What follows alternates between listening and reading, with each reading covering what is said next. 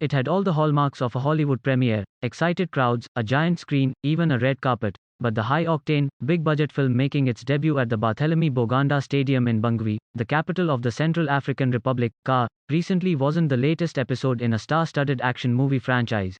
Yet there is much more to this movie than loud explosions, big guns, and beautiful shots of the African jungle.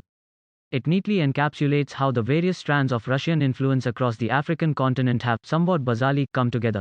Tourist opens with a flashback of Russian mercenaries coming under heavy attack from a group of Central African rebels. The rebels are depicted as a ragtag band of bandits, emerging from the bush on motorcycles to shoot the local population and pillage police stations.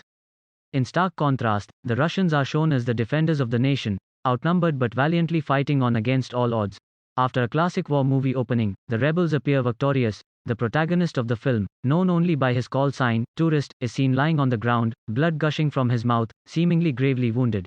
The action then rewinds a few days, giving viewer a rose-tinted portrayal of the Russians' work in CAR, repelling rebel attacks, alongside their partners in the local military, and thwarting their plan to storm Bangui and return former President François Bozizé to office. The Russian characters take digs at other Western powers in CAR throughout, with one of the mercenaries saying, "Americans say they fight for democracy.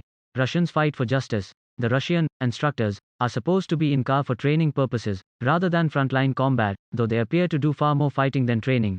That reflects the situation in the real world. The international community knows the mercenaries may be doing some training, but they are also heavily involved in combat operations. An action-packed war movie, Tourist, has managed to turn itself from the stuff of fiction into a film based on a true story.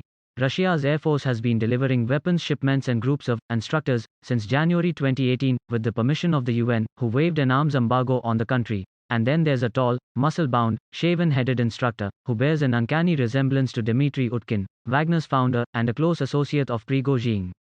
Utkin is subject to US sanctions for assisting pro-Russian separatists in Ukraine. The Russian independent news outlet, based in Latvia and recently branded a foreign agent by the Kremlin, spoke to 3 people connected to the film who all said Prigozhin had financed the movie, in what one of the interviewees said was an effort to whitewash Wagner's image. In Tourist, Vyadu, who previously lived in Russia and spoke Russian, according to several of his employees, plays a priest who wants to bring former President Bozizé back to power.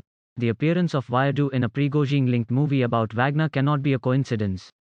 Indeed, it appears to be blatant trolling, a middle finger to the West. Off-screen, the connections between the Kremlin, Prigozhin, Wagner and Tourist deepen further. On that Friday evening in Bangui, standing on a small platform beneath the giant screen stood Maxim Shugule, a well-known political strategist with links to the Kremlin. Shugule works for a Russian organization called the Foundation for National Values Protection, FZNC. Tourist appears to be, at least in part, a much-needed attempt to improve the perception of Wagner mercenaries in CAR.